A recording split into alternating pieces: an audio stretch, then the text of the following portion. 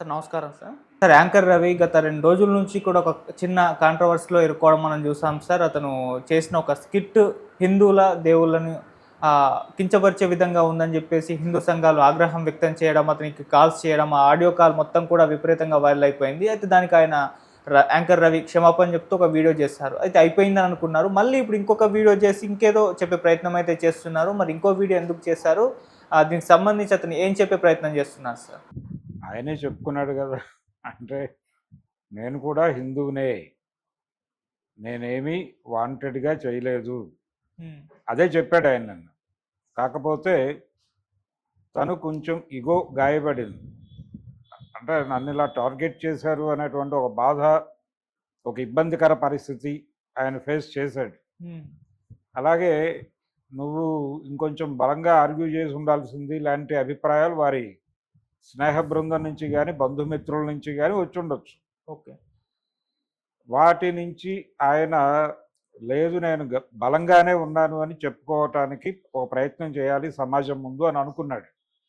అనుకుని నేను కూడా వీర శివాజీ అనుయాయినే అని చెప్పాడు.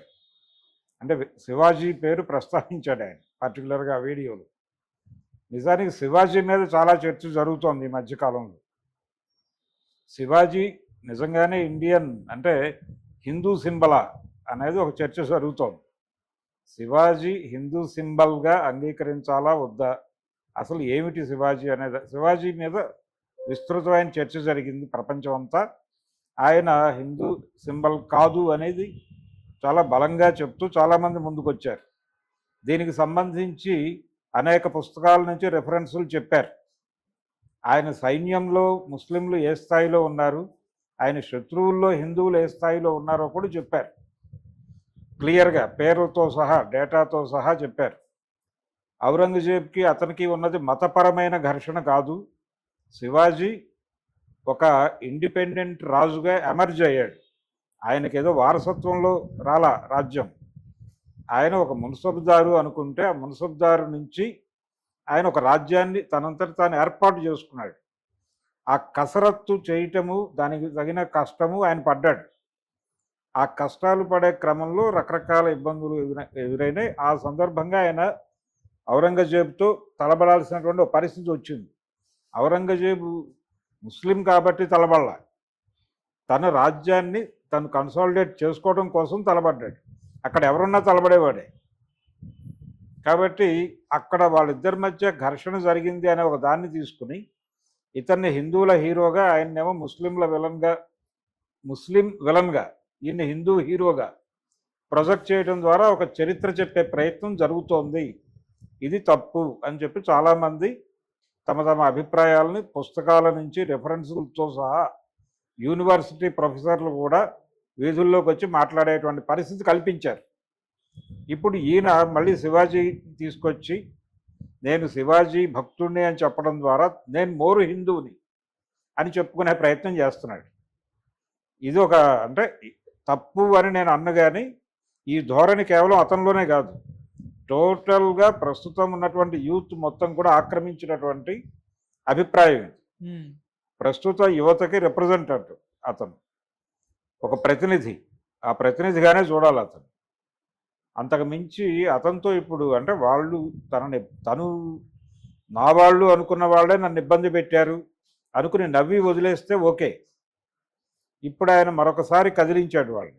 తేనె చుట్ట మీద ఇంకో రాయి వేశాడు. ఇప్పుడు ఆ తేనె చుట్ట మళ్ళీ స్పందించే ప్రమాదం ఉంది. వాళ్ళకు కావాల్సింది తన హిందువా మరొకటా అన్నది కాదు. హిందూ మతాన్ని ఇబ్బంది పెట్టే కంటెంట్ రోజు డంప్ అవుతోంది, దాన్ని అడ్డుకునే ప్రయత్నం మేము చేస్తున్నాం బలంగా అని ప్రపంచానికి చాటి చెప్పుకోవడం వాళ్ళకి అవసరం. క్రెడిట్ రేటింగ్ కావాలి వాళ్ళకి.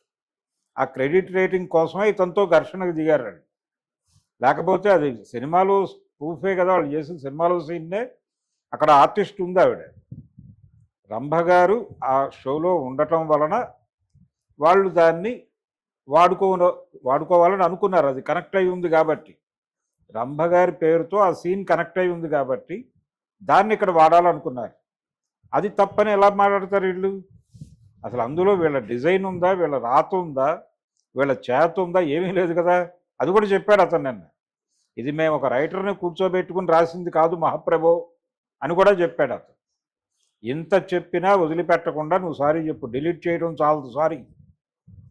ఈ సారీ చెప్పించటము, సాగిల పడేలాగా చేయటము అనేది ఒక తంత్రంగా నడుస్తోంది. ఇన్ ది సేమ్ టైం ఇంకొక ఏరియాలో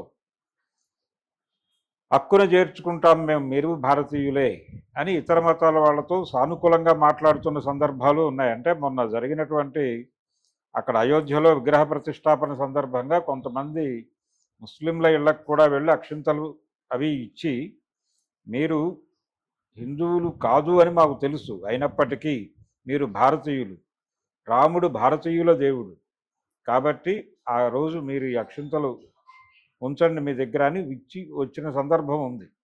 అంటే ఇప్పటి వరకు హిందూ కన్సాలిడేషన్ సరిపోతుంది అనుకున్న వాళ్ళు ఇప్పుడు వీళ్ళని కూడా కంట్రోల్లోకి తీసుకోవాలి అని అనుకుంటున్నారు. దానికి సూచన అది. అలాగే సొంత మతంలో అంటే హిందూ మతంలో ఏ రకమైనటువంటి ఒక రకమైన తటస్థవాదం అనేది తల ఎత్తకుండా చూడటానికి ఈ ఏరియాలో బలంగా వ్యవహరిస్తున్నారు.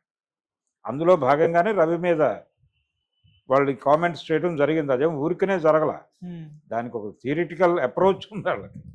దాన్ని అర్థం చేసుకోవాలి, అర్థం చేసుకోవడంలో పొరపాటు ఉంది ఓకే ప్రపంచానికి.